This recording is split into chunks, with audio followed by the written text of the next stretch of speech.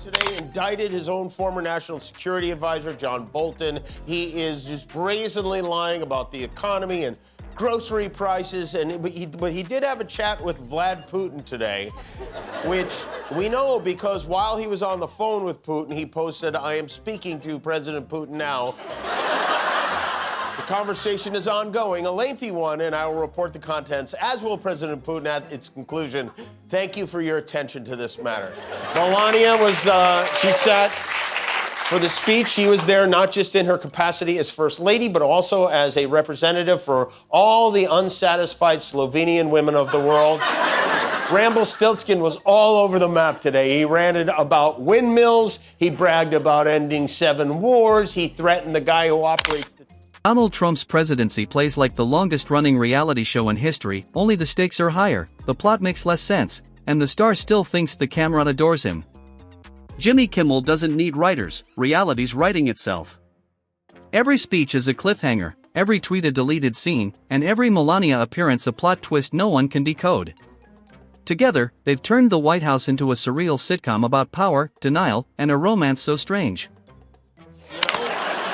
We are now on day 14 of Trump's government shutdown. Somewhere around 1.4 million federal workers have been furloughed. They are not getting paid while Trump buys time to eat the rest of those Epstein files. Even though the IRS is mostly closed, the tax deadline for tomorrow is still in a upset. The royals are expected to greet the president and First Lady tomorrow, but some clever Brits are already rolling out, I wouldn't call it a red carpet exactly, but rather a King Kong-sized photo of Trump with his buddy Jeffrey Epstein. This is right outside Windsor Castle where the Trumps will be staying. Melania, don't look out the window. You don't want to... Jimmy Kimmel barely has to lift a finger, the comedy writes itself. Watching Trump lead is like watching someone try to charge their phone with a banana, confident, loud, and absolutely convinced everyone else is wrong. He storms through press briefings like an actor who forgot his lines but insists on improvising anyway. The trouble is, his improv always ends the same way, with the economy in flames and a crowd applauding, mistaking disaster for some new form of patriotism. Trump's inner circle knows just how dangerous the incessant misinformation from Fox News can be because they all worked there 10 months ago. It is frightening to know that the President of the United States is being briefed on world events by the same source as everyone at the Dallas-Fort Worth Airport Chili's to go. Melania drifts through the spectacle like a hologram, elegant, distant, and always seconds from fading out of frame. Her serene detachment feels almost artistic. When cameras cut to her during Trump's speeches, she appears caught in a perfume ad directed by a hostage negotiator. Their relationship belongs in a psychology textbook titled When Power Marries Aesthetic, a study in glamour, silence, and the uneasy choreography of public performance. Yesterday, Trump had what was easily the most presidential day of his life. He was front and center on the world stage signing a ceasefire in the Middle East, and then he got home. He started going through the internet, and he just couldn't help himself. Trump made the cover of Time magazine, which he usually loves. Before he was president, he had fake Time magazine covers hanging on the walls of his golf club, for real. But this one, I guess, conjured up some mixed... Kimmel says what everyone's thinking: Trump's leadership isn't strategy, it's spectacle. He rules by headline, feeds on applause, and treats policy like a stage prop to be tossed once the scene ends. The real punchline is that he still believes it's working, that ratings prove success, that cheers mean approval, and that leadership is just confidence without correction. It's governance by ego, performance by instinct, and denial polished to a presidential shine. One thing you could say about Donald Trump, though, he has a vivid imagination. He has created a dangerous organization to get the old people excited and fired up, a supervillain called Antifa. And the reason we know Antifa is organized against the government is because their matching signs indicate they are somehow in league. Each week unveils a new act. One day Trump signs executive orders like autographs, the next, he denies them like gossip. His administration runs like a scandal agency, always booking fresh controversies before the old ones fade. Kimmel doesn't need to embellish, reality handles the punchlines. What once felt like satire now reads as straight reporting, with sharper edits, tighter timing, and the uneasy laughter of a nation stuck watching reruns. It's upset him so much that at 1:36 a.m. he posted, Time magazine wrote a relatively good story about me, but the picture may be the worst of all time. They disappeared my hair and then had something floating on top of my head that looked like a floating crown, but an extremely small one. And then there's Melania, the human screensaver of American politics. She speaks less than a Vegas backup dancer, yet her silence says everything. Her presence is immaculate but distant, her fashion statements doubling as coded dispatches from another dimension. Every outfit feels like a press release for emotional detachment and brand management. Standing beside Trump, she becomes the perfect metaphor for his presidency, glossy on the surface, hollow underneath, and perpetually out of sync with reality. Kimmel roasts their partnership like a late-night satire of the American dream gone sideways. Trump craves applause, Melania craves distance. Together, they've turned public life into a performance that's equal parts theater and group therapy for unchecked ego. He declares success before it happens, while she gazes into the middle distance, wondering how long the cameras will keep rolling. It's less power couple and more contractual coexistence broadcast live. Kimmel can't help but point out the irony. America's stage now stars a man who treats policy like punchlines and history like an opinion poll. Behind the curtain, the government sputters forward like a glitching carnival ride. One aide scrambles to fix the messaging, another to decode it, and somewhere off to the side, Melania adjusts her designer shades, pretending not to notice the smoke. What remains is a nation caught between performance and governance, a family business that accidentally inherited a country, still trying to remember whether it's supposed to be selling drama or delivering leadership. It was a lot of fun, Nancy. What a birthday. It wasn't just, and they gave him a fireworks show on top of that.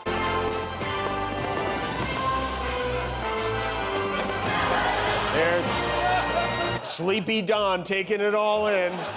And in fairness, that's as close as he gets to being able to sleep with his wife, so he took the opportunity. This is really good. This almost makes me feel bad for him, almost. So it's his birthday, and while there's no good reason for us to be paying to celebrate it, you'd think his wife might celebrate it, right? They're married, and well, watch this. Look at his hand. He makes a little move to lock pinkies, and nope. Kimmel underscores the surrealism. Every scandal becomes a press event, every investigation an audition for sympathy.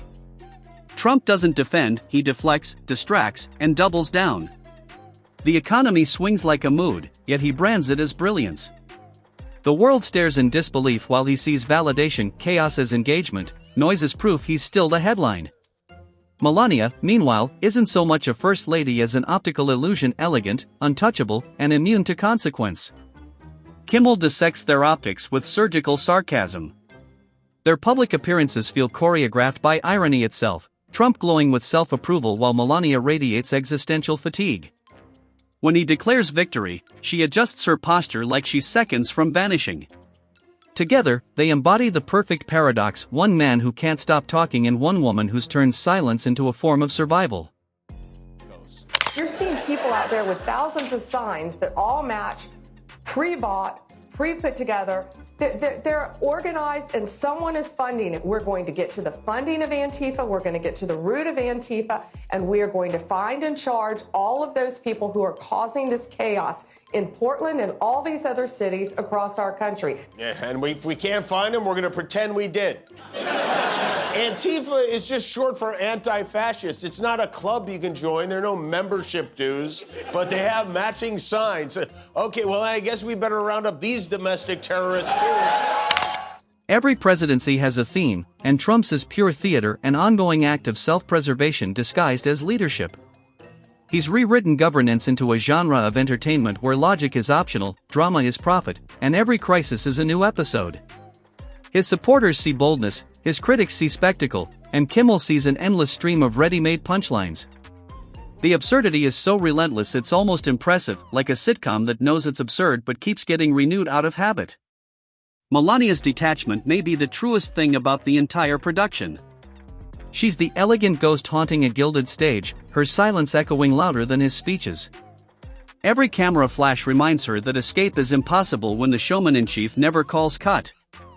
Trump treats the country like an extension of his brand, failure rebranded as victory, criticism spun into envy, and headlines weaponized into validation.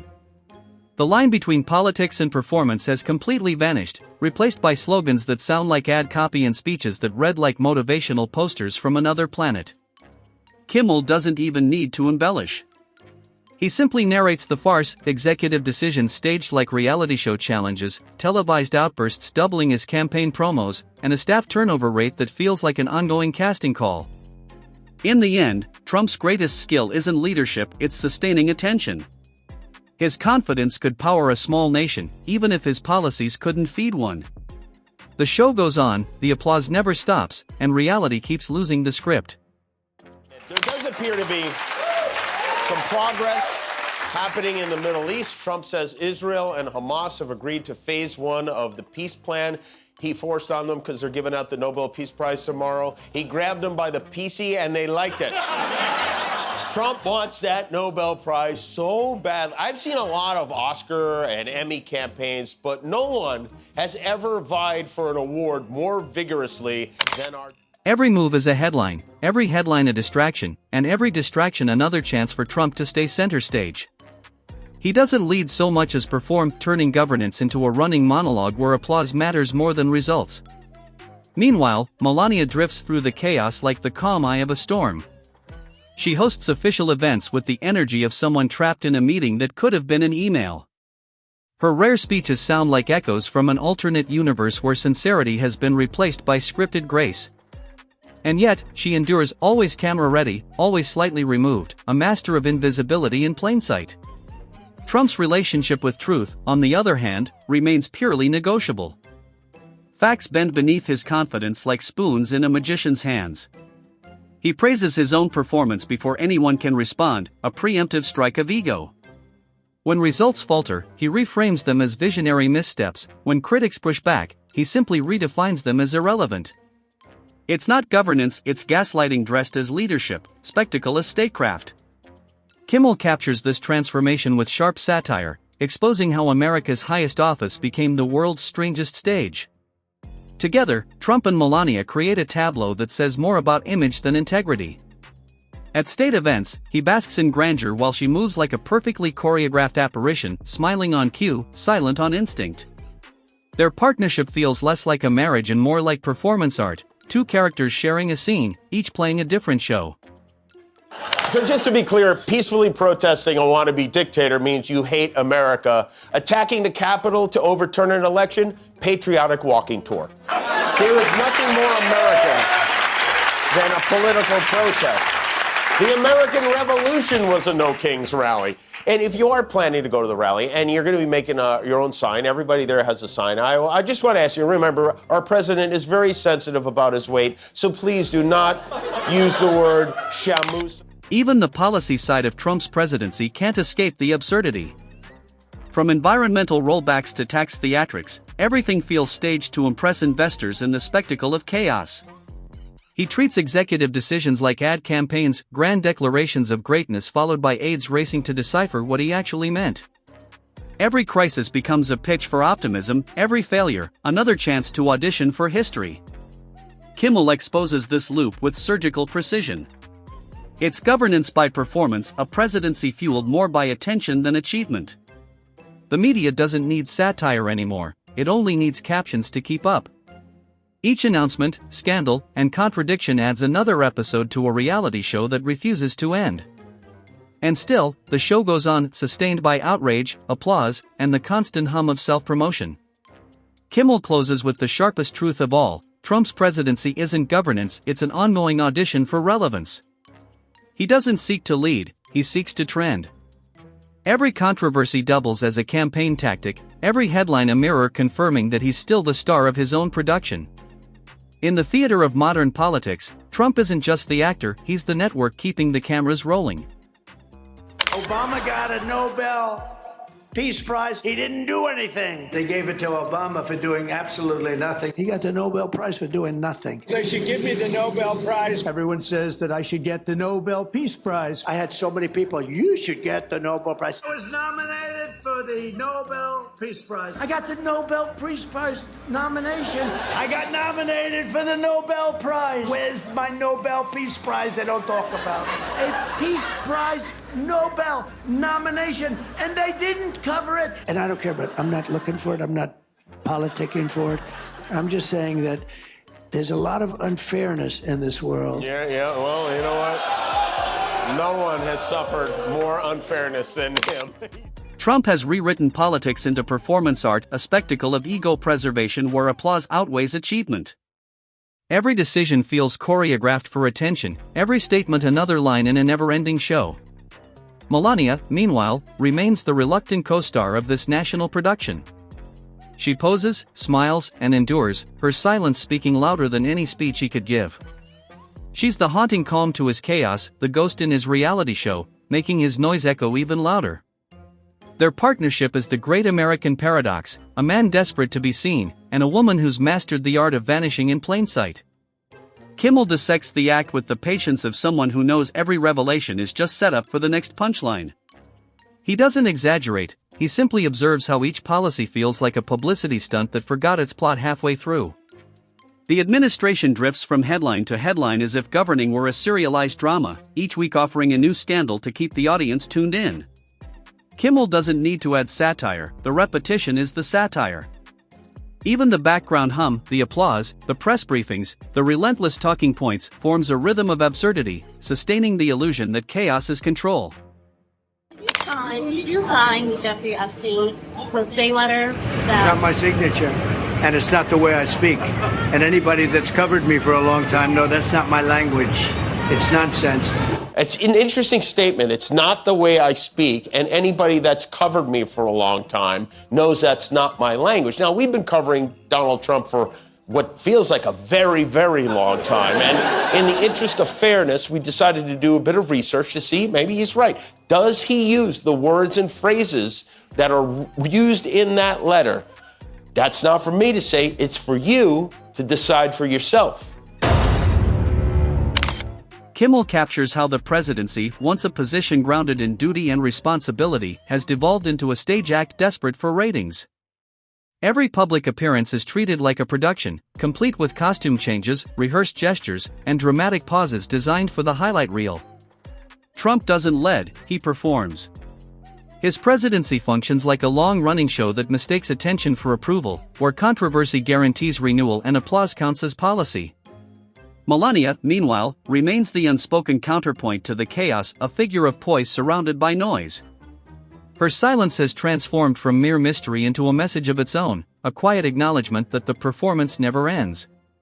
She moves beside Trump like an apparition of grace and detachment, a living reminder that beauty and disconnection can coexist effortlessly. Her expressions, her distance, even her stillness become part of the choreography, lending the spectacle an eerie elegance it never intended. Every event morphs into a photograph, every photograph a curated symbol, and every symbol another layer in the production of controlled detachment. The White House, under Trump, feels less like a seat of power and more like a permanent film set, its script rewritten daily to preserve the illusion of control. The story rarely changes.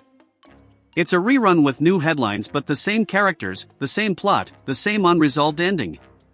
Trump keeps performing, Melania keeps drifting, and the audience keeps watching, half in disbelief, half in fascination. The show sustains itself not through truth, but through the impossibility of looking away. And for Kimmel, that's the sharpest punchline of all, a nation caught applauding a performance it no longer recognizes as real, truth repackaged as entertainment, and politics reduced to reruns that never fade to black.